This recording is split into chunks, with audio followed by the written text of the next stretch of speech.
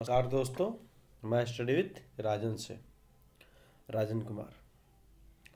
हम लोग लुसेंट का सीरीज चला रहे हैं जिसमें 1857 की क्रांति को तक देख चुके थे।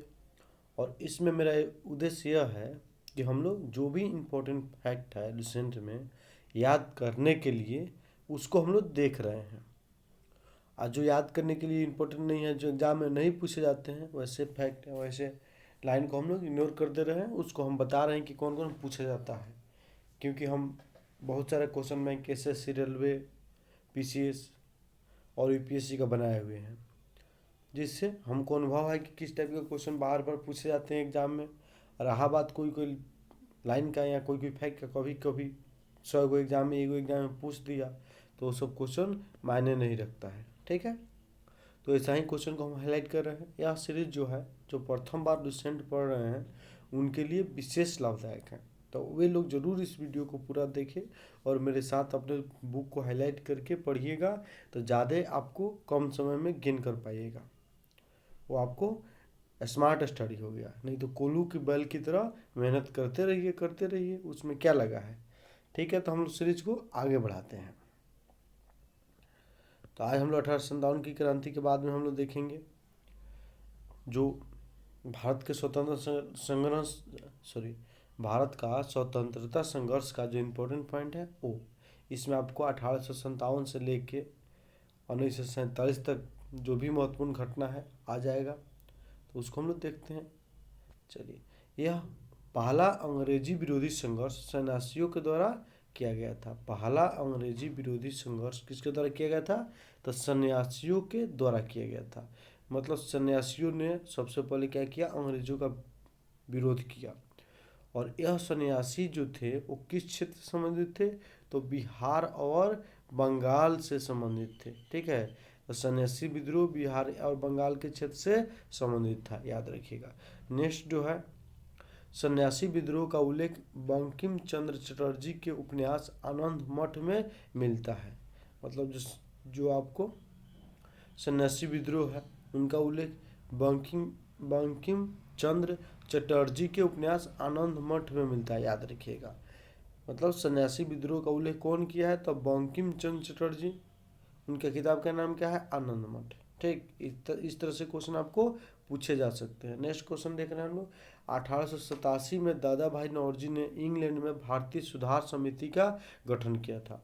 जैसे भारत में 1885 ईस्वी में कांग्रेस का गठन हुआ, उसी के तर्ज पर विदेशों में भारतीय आंदोलन को, राष्ट्रीय आंदोलन को जोड़ देने के लिए, अंग्रेजी सरकार पर दबाव डालने के लिए दादा भाई नौरोजी ने भारतीय सुधार समिति, मतलब भारत में सुधार किया जाए उसको लेकर एक दबाव समूह बनाया, जिसका नाम क्या रहा? भारतीय सुधार समिति।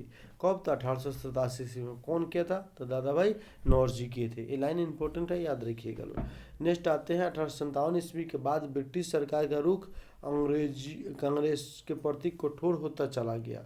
इसका कोई ज़रूरत नहीं है, लेकिन शुरुआत में ब्रिटिश कांग्रेस को अपना सहयोगी समझती थी, लेकिन बाद में देखा कि ये कांग्रेस जो है वो ब्रिटिश विरोधी है, तो आपको क्या किया?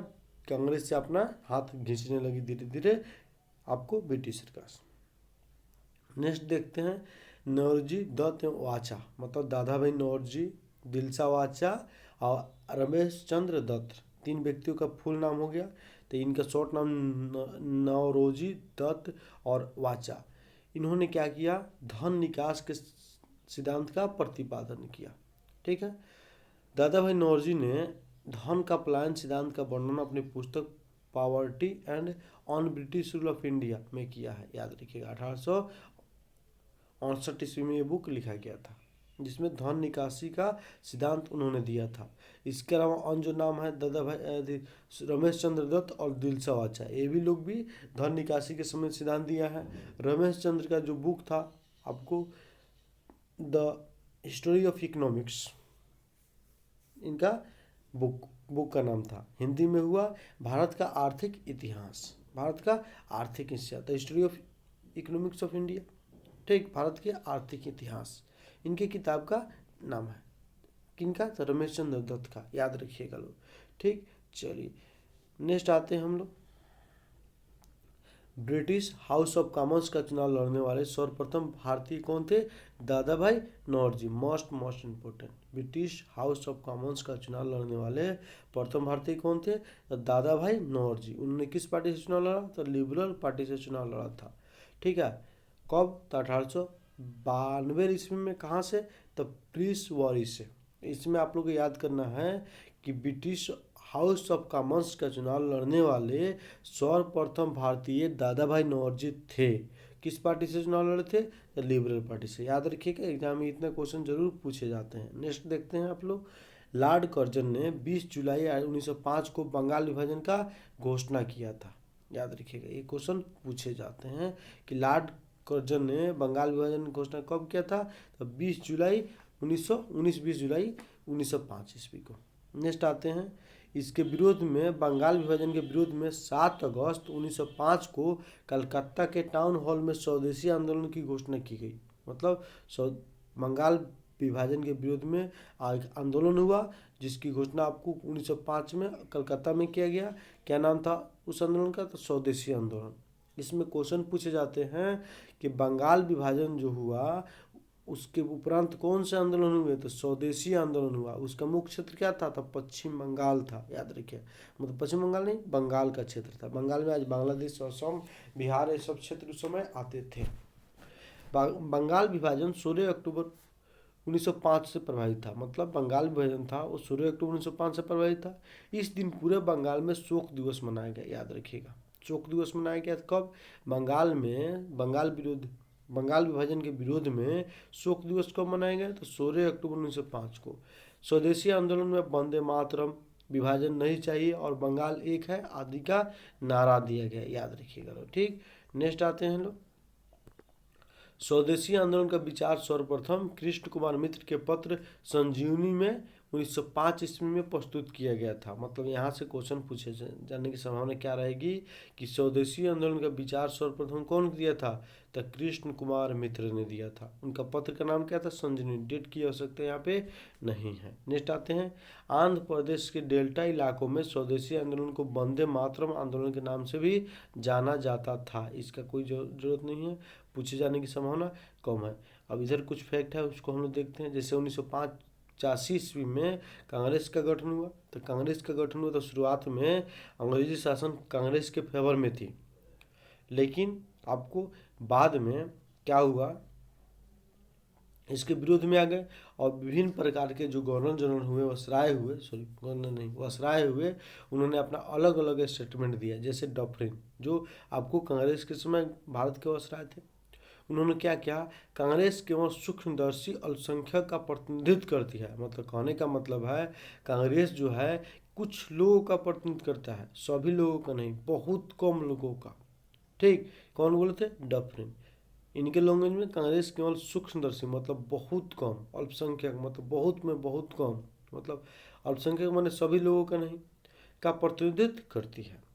कांग्रेस अपने पतन की ओर लड़खड़ाती हुई जा रही है, कर्जन बोले थे। और ठीक है, और इसके साथ साथ स्टेटमेंट दे कि भारत में मैं रहते हुए इसके मरते हुए देखना चाहता हूँ। कांग्रेस अपने पतन की ओर लड़खड़ाती हुई जा रही है और भारत में मैं रहते हुए इसके मरने की इच्छा रखता हूँ। कौन बोले हैं? तो कर्जन बोले हैं। उसी तरह से कांग्रेस क्षय रोग से मरने वाली है, ये बोले हैं अरविंद घोष। ठीक, कांग्रेस के लोग पद्दू के भूखे हैं, ये बात बोले हैं आपको बंकिम चंद्र चटर्जी। क्या बोले हैं? तो कांग्रेस के लोग पदों के भूखे राजनीतिज्ञ हैं। ये क्वेश्चन आपको पूछे जाते हैं बराबर, तो इसको याद रखिएगा लोग सबको। ठीक, नेक्स्ट आते हैं हम लोग।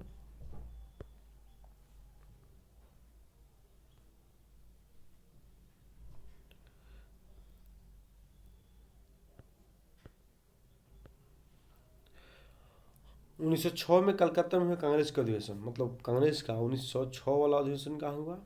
कलकत्ता में, जिसकी अध्यक्षता कौन किया था? दादा भाई नौरोजी के द्वारा किया गया था। ठीक, जिसके अध्यक्षता किसके द्वारा किया गया था? दादा भाई नौरोजी के द्वारा।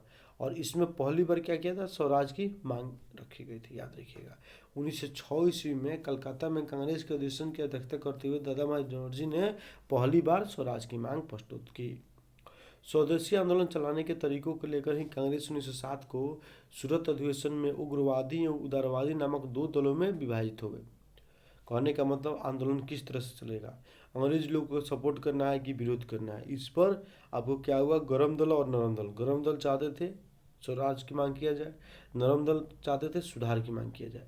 इसी पर क्या हुआ, दोनों आदमी में आपको विचारधारा की टकराहट हो गई और विभाजन हो गया कांग्रेस का। ठीक है। और इस समय जो सम्मेलन का अध्यक्षता जो किए थे वो कौन के थे, रास बिहारी बोस। तो स्वदेशी आंदोलन चलाने के तरीकों को लेकर ही कांग्रेस 1907 ईस्वी में विभाजित हो गई। और यह विभाजन कहाँ हुआ था, तो सूरत अधिवेशन में हुआ था। मतलब 1907 के कांग्रेस का अधिवेशन कहाँ हुआ, सूरत में। और गरम दल और नरम दल में कांग्रेस बंट गई। ठीक है। और जो सूरत में अधिवेशन हुआ था 1907 का, उसका अध्यक्षता कौन किया था, रास बिहारी बोस किए थे। ठीक, चलिए नेक्स्ट आते हैं। स्वदेशी आंदोलन के अवसर पर ही रविन्द्रनाथ ठाकुर ने अपना प्रसिद्ध गीत अमार सोनार बांग्ला लिखा। बाद में यही गीत बांग्लादेश का राष्ट्रीय गीत बना, याद रखिएगा लोग। ठीक, स्वदेशी आंदोलन के अवसर पर रविन्द्रनाथ ठाकुर ने अमार सोनार बांग्ला नामक गीत लिखा। बाद में यही गीत बांग्लादेश का राष्ट्रीय गीत बना। ठीक है। और इसी के साथ ही आपको रविन्द्रनाथ टैगोर जी ने जन गण भारत का भी राष्ट्रीय गान लिखे हैं। तो एक ऐसा लेखक है जो आपको बांग्लादेश के राष्ट्रीय गीत और भारत के राष्ट्रीय गान लिखे हैं। नेक्स्ट आते हैं, बाल गंगाधर तिलक पहले कांग्रेसी नेता थे जो आपको जेल गए, याद रखिए कब, तो 1857 ईस्वी में इनको जेल भेजा गया। चापेकर बंधु द्वारा जो हत्या की गई। ऐसा माना जाता था कि ये चापेकर बंधु जो थे बाल गंगाधर तिलक से प्रेरित थे। तो इसी आरोप में आपको उनको ब्रिटिश सरकार ने जेल में बंद कर दिया। ठीक, जिसके बाद वो आपको छूट के आया कुछ दिन के बाद में। उसके बाद फिर 1908 में इनको जेल में डाल दिया गया 14 तक। कहाँ पे, माडले जेल में। वहीं पे इन्होंने कौन सा किताब लिखा, गीता रहस्य नामक किताब लिखा था, याद रखिएगा। माडले जेल में उन्होंने गीता रहस्य नामक किताब लिखा था। तो यहाँ से क्वेश्चन आएगा कि कौन ऐसे कांग्रेसी नेता जो थे, पहले कांग्रेसी नेता थे जो जेल गए, तो बाल गंगाधर तिलक थे। कब, 1857 ईस्वी में। क्यों गए, तो चापेकर बंधु को माना जाता है कि इन्हीं के विचारधारा से प्रेरित थे। फिर दूसरी बार 1908 से 14 के बीच में जेल में रहे और यहीं पे उन्होंने गीता रहस्य नामक किताब लिखा और माडले जेल में उनको रखा गया था। नेक्स्ट आते हैं, प्लेग के समय की जातियों से प्रेरित होकर पूना के चापेकर बंधु ने प्लेग अधिकारी रेड और एयर स्टर्ट्स की हत्या कर दी, याद रखिएगा। ये क्वेश्चन जरूरी है। पूना में प्लेग फैला था। प्लेग प्रभावित इलाकों में अंग्रेज अफसर जो थे वो घर में जाके जांच पड़ताल करते थे लोगों को। ऐसा माना जाता था वहाँ के रहने वाले निवासियों के घर में कुछ गलत सलत काम भी करते थे, जिससे क्रोधित होकर चापेकर बंधु ने दोनों की हत्या कर दी। और चापेकर बंधु कौन थे, तो दामोदर चापेकर, बालकृष्ण चापेकर और एक थे वासुदेव चापेकर। तो यहाँ पे वासुदेव चापेकर नहीं है, 3 भाई थे, लेकिन 2 भाई ने इनकी हत्या की, 2 आदमी का, रेड और एस्टर का। बाद में तीनों आदमी को फांसी हुआ। नेक्स्ट आते हैं, बंगाल में क्रांतिकारी विचारधारा को वरिंद्र कुमार घोष और भूपेंद्र दत्त ने फैलाया था।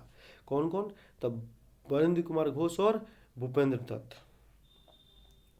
1905 में वरिंद्र घोष ने भवानी मंदिर नामक पुस्तक लिखी, याद रखिएगा।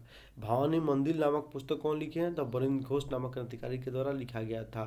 ठीक है। जिसके बाद में क्रांतिकारी कार्यों को संगठित करने के लिए केंद्र बनाने के लिए जानकारी दी गई थी। इसमें आपको भवानी मंदिर में 1906 ईस्वी में इन दोनों ने मिलकर युगांतर नामक समाचार पत्र निकाला। मतलब युगांतर नामक समाचार पत्र किसके किसके द्वारा निकाला गया है, तो वरिंद्र कुमार घोष के द्वारा और भूपेंद्र नाथ दत्त के द्वारा। ठीक है। और उसके बाद में आपको क्या कहते हैं, भवानी मंदिर नामक पुस्तक कौन लिखे, तो वरिंद्र कुमार घोष लिखे हैं।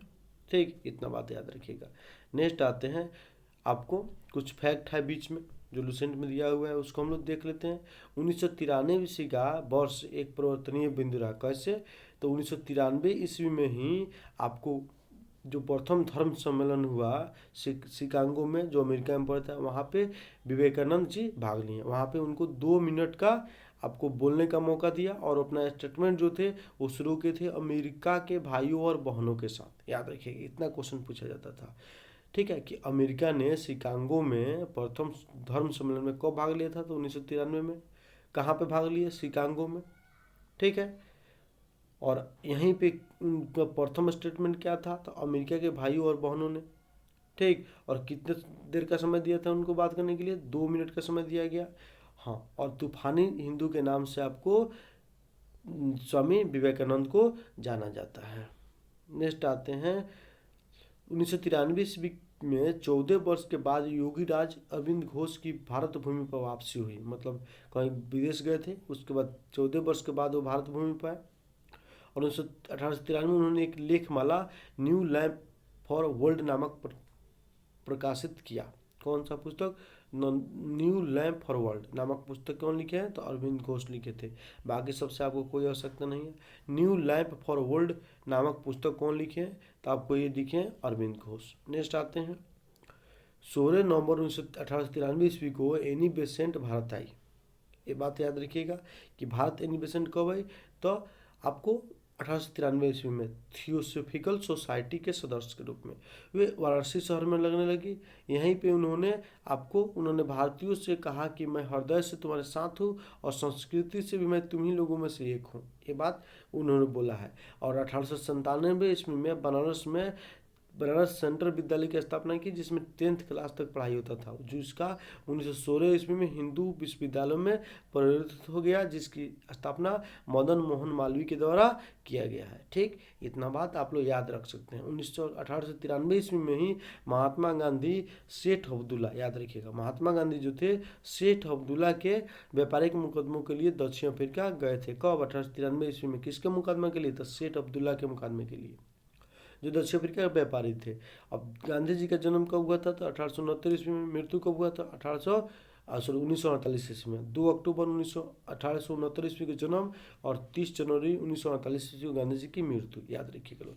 नेक्स्ट देखते हैं, आपको ये लाइन इंपॉर्टेंट ज़्यादा नहीं है। क्रांतिकारी गतिविधियों की दृष्टि से भी 1893 ईस्वी का वर्ष महत्वपूर्ण है। नासिक में चापेकर बंधुओं ने एक गुप्त संस्था society for the removal of obstacles to the Hindu religion स्थापित किया था। ठीक है, कोई ज़रूरत नहीं है। बंगाल में पी मित्रा ने अनुशीलन समिति का गठन किया था। ये बात याद रखिएगा लोग। बंगाल में अनुशीलन समिति का गठन कौन किया था?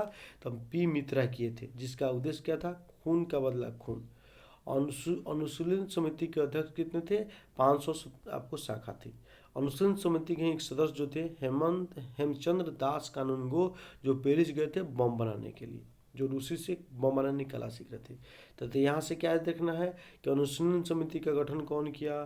तब पी मित्रा ने किया सर्वप्रथम। ठीक है, और इसी हेमचंद्र दास जो थे इसी के सदस्य थे, पेरिस गए थे बम बनाने की कला सीखने के लिए। इतना बात याद रखिएगा। नेक्स्ट जो है, महाराष्ट्र में विनायक दामोदर सावरकर ने 1904 ईस्वी में अभिनव भारत नामक संस्था स्थापित किया, याद रखिएगा। तो अभिनव भारत नामक संस्था कौन गठित किए हैं? तो विनय दामोदर सावरकर, बीडी सावरकर ने 1904 ईस्वी में। अभिनव भारत संगठन के सदस्य बीपी बापट, ये भी बम बनाने की कला सीखने के लिए पेरिस गए थे, याद रखिएगा। नेक्स्ट आते हैं, महाराष्ट्र में क्रांतिकारी आंदोलन उभरने का श्रेय तिलक को जाता है। उनका पत्र का नाम क्या था? केसरी, जो मराठी में प्रकाशित था। ठीक है, कौन सा पत्र? केसरी। और मराठी जो था, मराठी नामक एक और पत्रिका प्रकाशित होता था इनका, जो आपको अंग्रेजी में था। ठीक है, तो केसरी मराठी में था और मराठी नामक पत्रिका अंग्रेजी में था। दोनों तिलक निकले हैं और तिलक को ही महाराष्ट्र में क्रांतिकारी आंदोलन संचालित करने का श्रेय दिया जाता है, याद रखिएगा। इतना क्वेश्चन आपको पूछे जाते हैं। नेक्स्ट आते हैं, वेलेंटाइन सिरोल ने बाल गंगाधर तिलक को भारतीय असंतोष का जनक कहा। ये लाइन इंपॉर्टेंट है, याद रखिएगा लोग, कि भारतीय असंतोष का जनक बाल गंगाधर तिलक को कौन कहा? तो वेलेंटाइन सिरोल भारतीय असंतोष का जनक किनको माना जाता है? तो बाल गंगाधर तिलक को माना जाता है। महाराष्ट्र से महत्वपूर्ण क्रांतिकारी पत्र काल किसके द्वारा प्रतिपादित होता था? तो परांजपे के द्वारा, याद रखिएगा लोग। नेक्स्ट आते हैं, चलिए अब हम लोग नेक्स्ट आपको प्रफुल्ल चाकी उसके 1908 के बाद की घटना देखेंगे वो आपको नेक्स्ट वीडियो में हम लोग देखेंगे। ठीक, तब तक इतना ही आपको रहने देते हैं। जो इम्पोर्टेंट फैक्ट था उसको हम बता देंगे इस वीडियो में। फिर हमारा नेक्स्ट, अगर आगे से देखना है तो आगे वाला वीडियो देखिएगा। वीडियो आप लोग को अच्छा लग रहा है तो आपको हमारे चैनल को लाइक, सब्सक्राइब और शेयर जरूर कर दीजिएगा। ठीक है, धन्यवाद दोस्तों।